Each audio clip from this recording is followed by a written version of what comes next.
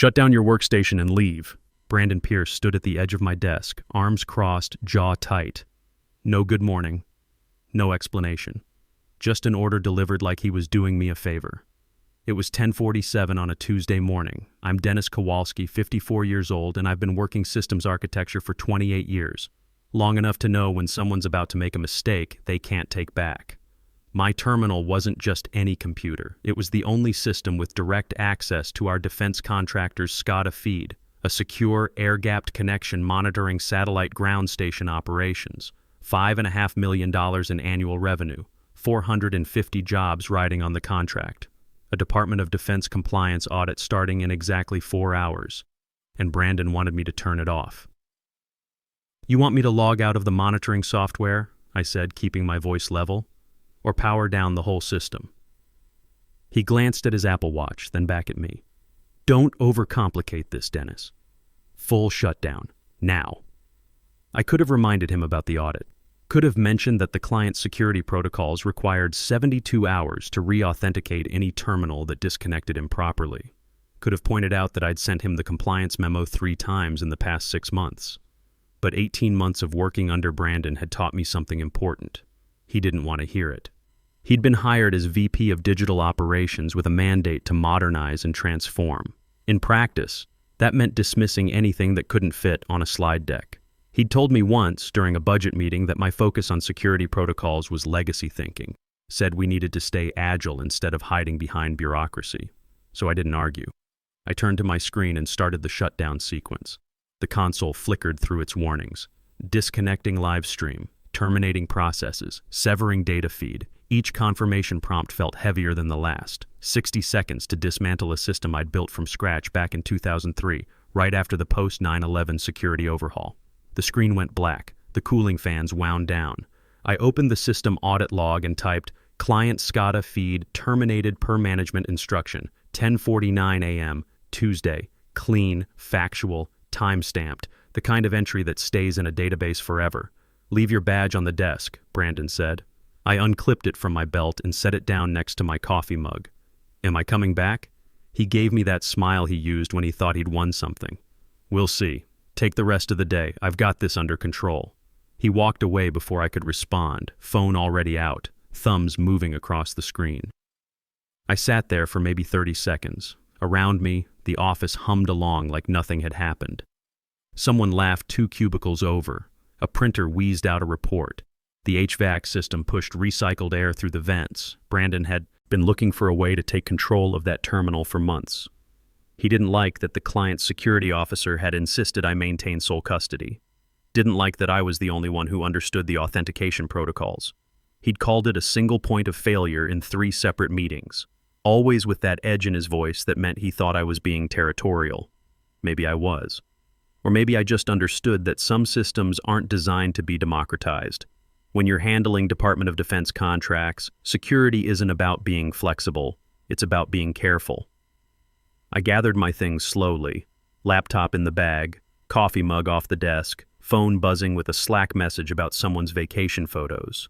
Out of habit, I pulled up the feed status on my personal device. Offline, completely dark. Brandon wouldn't notice right away. He'd grab lunch, maybe check in with Kyle Pennington, the CFO who'd sponsored his hiring. Probably tell him he'd finally dealt with that old school guy who was slowing down the digital transformation. But I knew what was coming. The DoD audit window opened at 3 o'clock. The client's operations team would be standing by, expecting the green status indicators that only my terminal could provide. The compliance officer would run her checklist. And when she got to line item 7, real-time SCADA monitoring, she'd find nothing but dead air. $25,000 in penalties per day, plus the very real possibility that the client would invoke the termination clause and walk away from the whole contract. I should have gone home, should have let Brandon figure it out on his own. But here's the thing about working in this business for 3 decades. You develop a sense for how disasters unfold. And I wanted to see this one happen in real time. So instead of heading for the parking garage, I took the elevator down 1 floor to the small cafe that overlooked the main lobby, ordered a coffee, found a seat by the window with a clear view of our building entrance. 20 minutes later, Brandon came back from lunch, tie loose, phone in one hand, looking pleased with himself. the kind of relaxed you only get when you think you've made a smart move. He didn't see them at first. Patricia Moreno, our COO, stood near the reception desk in her gray suit. Next to her was Andrea Lawson, the client's senior procurement officer. Both of them had that particular tension in their shoulders that means someone's day is about to get significantly worse. I sipped my coffee and watched. Patricia said something. Brandon stopped walking. The coffee cup in his hand tilted slightly, and for a second I thought he might drop it. Andrea held up her phone, screen angled toward him. Even from a floor away I could see his face change.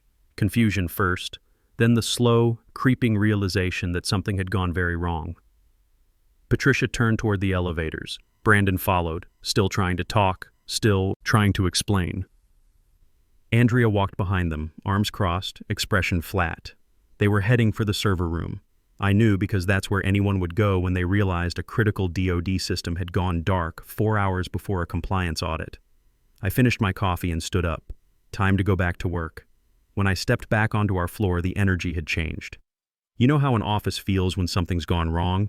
Conversations drop to murmurs, people glance toward closed doors, everyone suddenly has urgent work at their desk. 2 junior analysts were huddled by the printer. One of them spotted me and straightened up. "Dennis, hey, thought you left early?" "Grabbed coffee downstairs," I said. "What's going on?"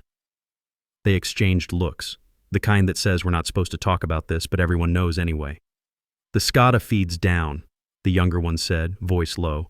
"The client's here. Brandon's in the server room with Patricia, and from what I heard, it's not going well." I nodded like this was news to me. "Rough timing with the audit today." "Yeah."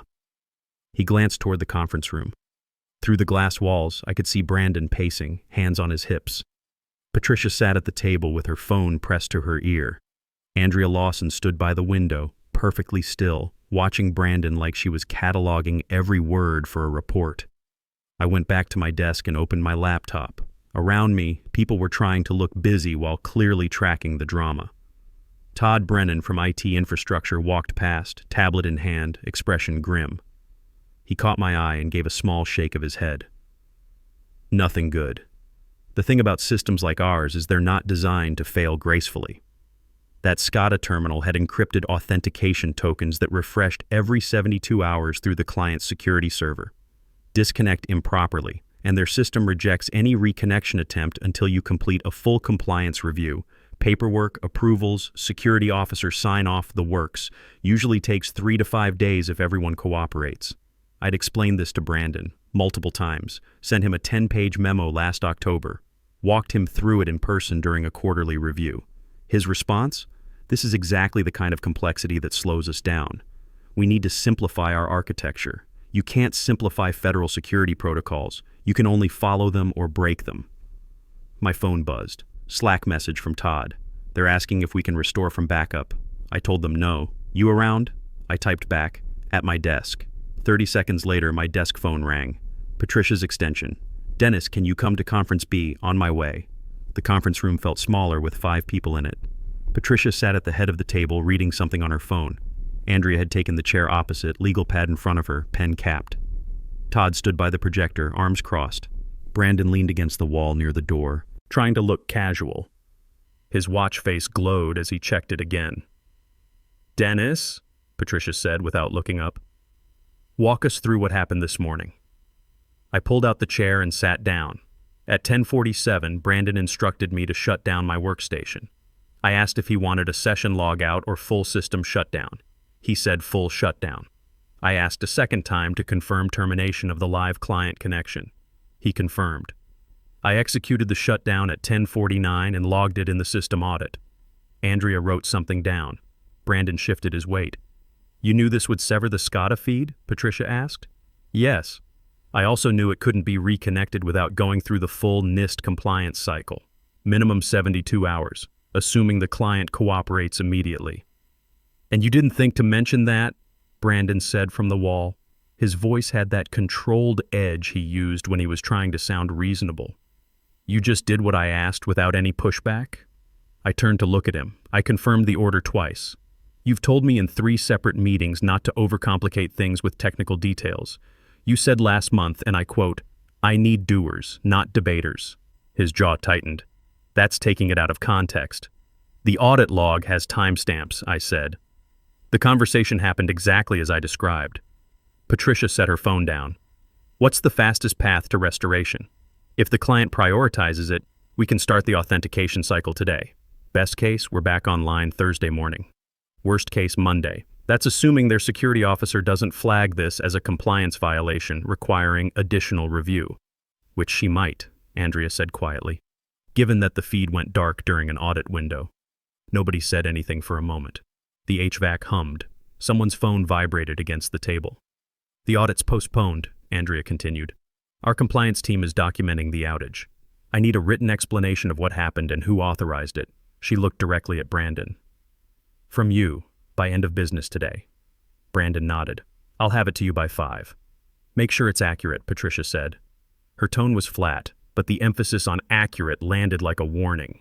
She turned to me. Dennis, I need you to coordinate the restoration. Work directly with Andrea's security officer. Copy me on everything. Understood. That's all for now. Todd left first, then Andrea. Patricia gathered her things without looking at anyone. When she passed Brandon on her way out, she said quietly, my office. 10 minutes. Then it was just Brandon and me. He pushed off from the wall and walked over to where I was still sitting, stopped a few feet away, hands in his pockets. You could help me here, you know? Help you how? Tell Patricia this was a miscommunication, that you didn't make the risks clear, something that spreads the responsibility around. I leaned back in my chair. Brandon, I confirmed your order twice. That's in the log. I sent you the security protocols memo 6 months ago. That's in the email archive. I've raised concerns about single-point authentication in 3 meetings. Todd has the notes. So what, you're just going to throw me under the bus? I'm going to tell the truth. That's not throwing anyone anywhere. That's just stating what happened. His face flushed. You know what your problem is? You think being technically right makes you right. But leadership is about more than following procedures. It's about being flexible, adaptive. Is that what you're calling this? Adaptive leadership? Careful, Dennis. His voice dropped. You're 18 months from full retirement. You want to spend that time making enemies? I stood up slowly, looked at him straight on. I've been here 28 years, built half the systems we run on, trained most of the people in this department. My reputation isn't based on who likes me, it's based on whether things work when they're supposed to. I picked up my notebook and walked past him toward the door. Dennis. I stopped but didn't turn around. If this goes badly for me, he said, it's going to go badly for you too. I'll make sure of it. The audit log doesn't care who threatens who, I said. It just records what happened. I left him standing there and went back to my desk. My inbox was already filling up. Message from the client security officer with a subject line. Authentication cycle requirements. Urgent. Another from Patricia. Status meeting 8 a.m. tomorrow. Prepare timeline. I opened a new folder on my desktop and labeled it SCADA Restoration. OCTD 2024. Started pulling files. The original security protocol memo I'd sent Brandon. Email exchanges about authentication procedures. Meeting notes where I'd flagged the risks.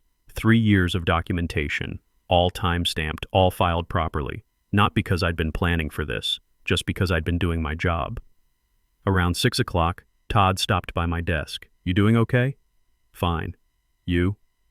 He glanced toward Brandon's office. The blinds were closed. Been a long day. For what it's worth, I saw this coming 6 months ago when he first started talking about consolidating access. Yeah. You need anything for the restoration? Not yet. Client security officer is sending over the requirements. I'll loop you in once I know what we're working with. He nodded and headed out. I stayed another hour, organizing files, drafting the timeline Patricia wanted. By the time I shut down my laptop, the office was mostly empty, just a few people scattered across the floor, headphones on, faces lit by screens. Brandon's office was dark when I walked past. Outside, the parking garage smelled like concrete and old rain.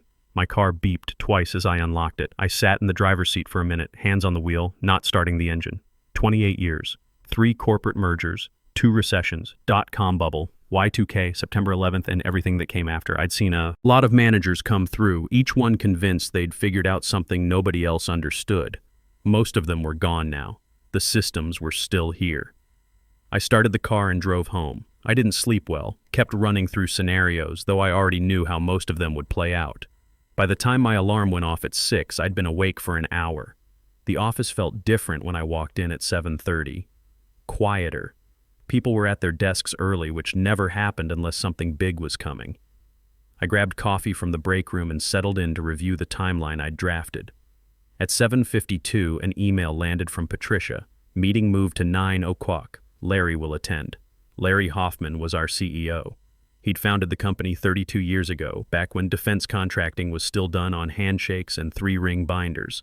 If Larry was coming to a status meeting, it meant this had escalated past operations into existential territory. At 8:15, another email. This one from Margaret Sullivan in HR. Please forward all documentation related to yesterday's events, everything you have, no later than 8:45. Maggie and I went back 20 years. She'd been the HR coordinator when I first made senior architect. We'd worked together through 2 merger integrations and the 2008 layoffs. She didn't ask for documentation unless she was building a file. I sent her the folder I'd compiled.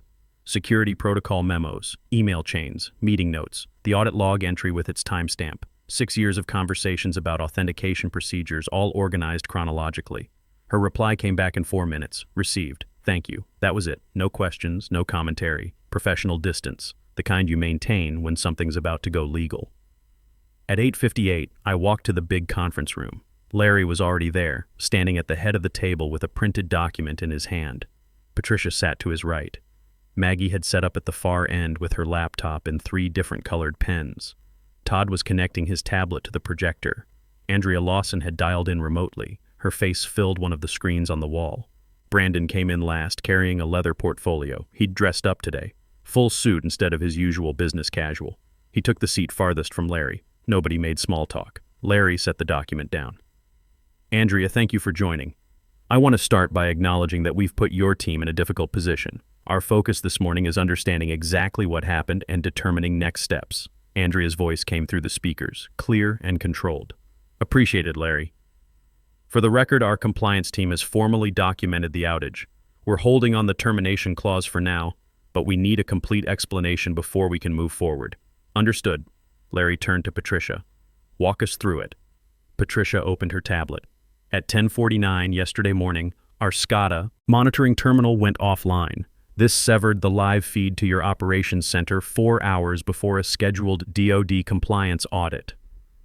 The system cannot be reconnected without completing a full authentication cycle, which requires 72 to 96 hours minimum. Who authorized the shutdown? Larry asked. Patricia looked at Brandon. Brandon gave the instruction to Dennis Kowalski at 10:47. Dennis confirmed the order twice before executing it. Larry's eyes moved to Brandon. Is that accurate? Brandon opened his portfolio and pulled out a printed email. I gave an instruction to consolidate system access. What I didn't know, what I wasn't told, was that this particular terminal had unique authentication requirements that would trigger a multi-day lockout. Dennis, Larry said, not looking away from Brandon, did you know shutting down that terminal would sever the client feed? Yes, I said. Did you inform Brandon of the consequences? I asked him twice if he wanted to proceed. Once when he gave the initial order and again specifically about terminating the live connection. He confirmed both times. Todd pulled up the audit log on the projector. There it was, blown up on the screen in 14-point font. 10:49:17. Client SCADA feed terminated per management instruction. Below it, Todd overlaid my terminal session log. 2 confirmation prompts, both acknowledged. Timestamps matching to the second. Brandon leaned forward. Those prompts don't explain the consequences. They're just yes or no questions. I needed context. You received context, I said. Last October, I sent you a 10-page memo on SCADA authentication protocols. In February, I walked you through it during our quarterly security review. In June, I flagged it again when you proposed consolidating terminal access. Maggie pulled up something on her laptop. I have all 3 instances documented. Emails are in the file Dennis sent this morning. The February meeting notes are in our shared drive with your signature on the attendance sheet. Brandon's face flushed. He looked at his portfolio like it might contain a better answer than the one he'd prepared. Larry was quiet for a moment. When he spoke, his voice was level but hard. Help me understand your thinking. You received multiple warnings about authentication protocols. You got 2 confirmation requests during the shutdown, and you still authorized it 4 hours before a federal compliance audit. Why? I was trying to address a structural vulnerability, Brandon said. We had single-point operator control on a critical system. That's not scalable. That's not modern architecture. It was compliant architecture, Patricia said. The client's security officer specifically required single custody access for NIST 800-171. That's not our policy. That's federal regulation. Andrea's voice came through the speakers. For clarification, we insisted on single custody because distributed access creates more vulnerability points, not fewer. The authentication lockout exists to prevent unauthorized reconnection attempts. This isn't bureaucracy. It's how we maintain security clearance on DoD contracts. Brandon opened his mouth, then closed it. Larry picked up the document he'd been holding. I received a call last night from Kyle Pennington. He suggested we frame this as a communication breakdown, spread the accountability around. He looked at Brandon. I'm not doing that. The room went very still. Based on the documentation, you received adequate warning. You ignored it. You authorized a shutdown during a critical window, and now we're facing penalties and possible contract termination. Larry set the paper down. Effective immediately, you're on paid administrative leave pending final review. Maggie will coordinate next steps. Brandon sat back like he'd been pushed. Larry, I've been working to modernize our operations. I've brought in new frameworks, new efficiency models. You shut down a $5 million contract, Larry said. That's not innovation. That's negligence. Maggie closed her laptop. Brandon, your network access will be suspended at noon. Security will meet you at your office to collect company property. You'll remain available for follow-up questions. Brandon looked around the table like someone might object. Nobody did. He gathered his portfolio and stood up. This is a mistake, he said. You're making me the scapegoat for a systemic problem. The system worked fine until yesterday, Patricia said quietly. The problem was overriding it. Brandon left without closing the door behind him. We all sat there for a moment, listening to his footsteps fade down the hall. Larry turned to me. What do you need to restore the feed? I pulled out my timeline.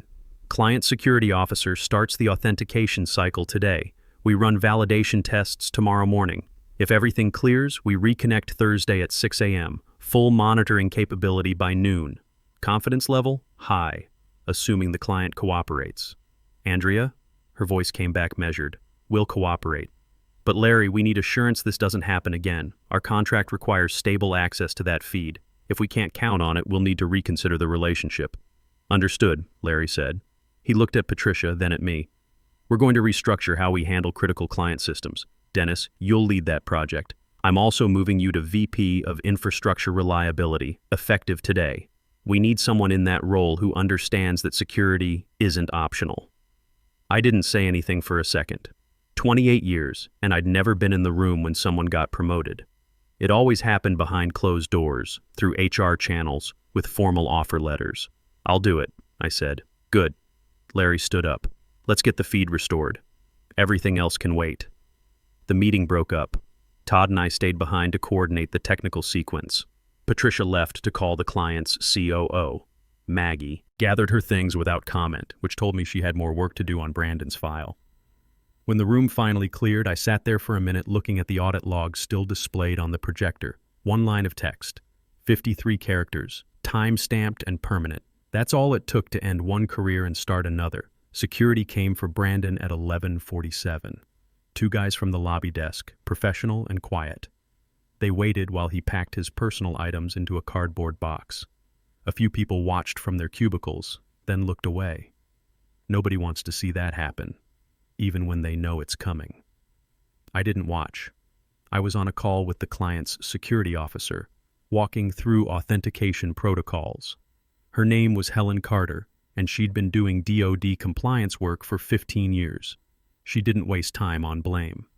Your staging environment is solid, she said. I'm starting the token generation now. You'll have it by 2 p.m. Run your validation sequence and send me the hash results by end of day. Will do. Dennis? Her tone shifted slightly. For what it's worth, I reviewed the documentation your HR sent over. You followed procedure correctly. Not everyone does. Thanks, Helen. Let's get this feedback online. We ended the call. Across the office, Brandon's door stood open, lights off, desk cleared. The cardboard box sat on a chair in the hallway while he talked to someone from HR in the conference room. Then he was gone. No announcement, no goodbye email. Just an empty office and a calendar that still showed his meetings for the rest of the week. Todd came by around 1 o'clock. Tokens here. Want me to start the validation run? Let's do it together. I want eyes on every step. We spent the next 3 hours in the server room, running tests, checking logs, comparing hash values, the kind of meticulous work that prevents problems instead of creating them. By 4:30, we had clean results across the board. I sent the validation package to Helen. She confirmed receipt at 4:52. Looks good. Authentication approved. You're clear to reconnect at 6 a.m. tomorrow. Patricia stopped by my desk at 5:15. How are we looking? Reconnect scheduled for tomorrow morning. If it goes clean, we'll have full monitoring capability by noon. She nodded. Larry wants to meet with you Friday morning, 9 o'clock. He'll have details about your new role in the infrastructure project. Okay. She started to leave, then turned back. Dennis, I know the last 2 days have been difficult. What Brandon said yesterday about your retirement, that was out of line. For the record, this company values people who do things right over people who do things fast. I appreciate that. See you tomorrow. I stayed late, prepping the reconnection sequence. Wanted everything documented, every step clear, nothing left to chance. Around 7, I was the only one left on the floor. Just me and the HVAC hum and the blue glow of monitors. My phone buzzed. Text from my daughter. Mom said you had a crazy day at work. You okay? I typed back, I'm fine. Tell you about it this weekend. Proud of you, Dad. I looked at that message for a while before putting the phone down. The next morning, I got to the office at 5:30. Todd was already in the server room, coffee in hand, looking alert. Ready? Let's do it. We ran the reconnection sequence at exactly 6 a.m. The authentication handshake took 47 seconds. Then the first status indicators appeared, green across the board. By 6:15, we had stable data flow. By 7:30, full monitoring capability restored. Helen called at 8:02. We're seeing everything on our end. Flow looks solid. I'm marking this as resolved in our compliance log. Good to hear. Dennis, tell your CEO we're satisfied with how you handled the recovery. The outage was unfortunate, but your response was professional. Patricia sent an email to the whole operations team at 8:45. SCADA. Feed restored. Normal operations resumed. Thanks to everyone who worked on this. Short, professional, no drama, the way things should be. Friday morning, I met with Larry in his office. He had a formal offer letter ready, VP of Infrastructure Reliability, salary bump, stock options that vested immediately instead of over 3 years. Consider it recognition for 28 years of doing things right, he said. We talked about the infrastructure project. He wanted a full review of critical systems, redundancy planning, documentation standards. I want procedures that survive management changes, he said. So when the next ambitious VP shows up with ideas about modernization, we have guardrails. I can do that. I know you can. That's why you're doing it. I signed the offer letter. That afternoon, I got an email from Kyle Pennington, the CFO who'd sponsored Brandon's hiring. Subject line, quick conversation. We met in his office. He got straight to it. I want to apologize. I pushed hard for Brandon because I thought we needed fresh energy. Turns out experience matters more than I gave it credit for. Appreciate you saying that. For what it's worth, the board is very pleased with how you handled this situation. You're exactly the kind of leadership we need. When I left his office, I thought about what had actually happened over the past 3 days. Brandon had made a decision based on what sounded good. Consolidation, modernization, agility, all the buzzwords that look great in presentations. But systems don't run on buzzwords. They run on procedures, documentation, and people who understand that security isn't negotiable. The following week, I started the infrastructure review, interviewed every senior engineer, documented every critical system, identified every single point of failure. Not because I was afraid of another Brandon, because this was how the work should have been done all along. 2 months later, I heard through the company grapevine that Brandon had landed at a startup, some kind of fintech thing. They'd announced him as VP of Digital Innovation on LinkedIn. Good for him. Startups move fast and break things. Sometimes that's what they need. But in defense contracting, you don't get to break things. 450 people depend on that contract staying active. They have mortgages, car payments, kids in college. When I reconnected that SCADA feed at 6 a.m., I wasn't just restoring a data stream. I was protecting those 450 families. That's the thing about this work. It's not about being right or being liked. It's about being careful. It's about understanding that shortcuts have costs, and usually someone else pays them. Brandon learned that the expensive way. I learned it over 28 years of watching what happens when people decide the rules don't apply to them. 3 weeks after I took the VP role, I got an email from a systems engineer at another defense contractor. Subject line, heard what happened. Respect. The email was short. Word gets around in this industry. People know you stood your ground and kept the contract alive. That's what professionals do. If you ever need anything, reach out. I didn't know him personally, but he was right. Word does get around. Defense contracting is a small world. Reputations matter.